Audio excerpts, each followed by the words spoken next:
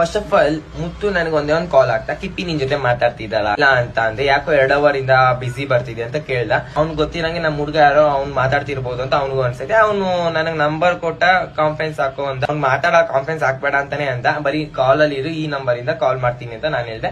ಕಾಲ್ ಆ ನಂಬರ್ ಮಾಡ್ದೆ. ಈ ನಂಬರ್ ಅವ್ನ್ ಮಾತಾಡೋದ್ ಕೇಳಿಸ್ಕೊತಿದ್ದ, ಅಷ್ಟೇ ನಡೆದಿದ್ದು. ಆ ಕಾಲ್ ಅಲ್ಲಿ ಏನಾಯ್ತು ಅಂದ್ರೆ ಕಿಪ್ಪಿನೂ ಕಾನ್ಫರೆನ್ಸ್ ಅಲ್ಲಿ ಇದ್ದು ಮಾತಾಡ್ಬೇಕಾದ್ರೆ ಇಷ್ಟೇ ಹೇಳಿದ್ರು, ಬರೀ ಕ್ರಶ್ ಇವ್ ನನಗೆ ಅಂತ ಅಂದ್ಲು. ಕಾಮಿಡಿಯಾಗಿ ಹೇಳ್ತಾಳೆ, ಅವಳು ರೇಗಿಸ್ತಿರ್ತಾಳೆ, ಫನ್ನಿಯಾಗಿ. ಅವಳು ಚಿಕ್ಕ ಮಕ್ಳು ತರ ಆಟ ಆಡ್ತಿರ್ತಾಳೆ, ಸ್ವಲ್ಪ ಚೈಲ್ಡ್ ತರ ಬುದ್ಧಿ, ಹಂಗೆ ಮಾತಾಡ್ತಿರ್ತಾಳೆ ಅಷ್ಟೇ. ಇನ್ನೇನು ನಡೆದಿಲ್ಲ ಇಲ್ಲಿ.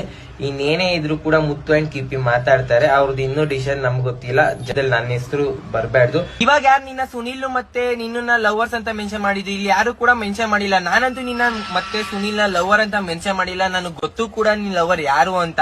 ಅಂಡ್ ಸುನಿಲ್ ಅನ್ನ ಫ್ರೆಂಡ್ ತರ ನೋಡಿದ್ಯಾ, ಹಿಂಗ್ ನೋಡಿದ್ಯಾ, ಸುನಿಲ್ ಹಂಗೆ ನೋಡಿದ್ಯಾ. ಕಾಮಿಡಿಯಾಗಿ ನೀನು ಸುಮ್ನೆ ರೇಗಿಸ್ತೀಯ, ಅದು ಕಾಮನ್, ಎಲ್ಲರಿಗೂ ಗೊತ್ತು.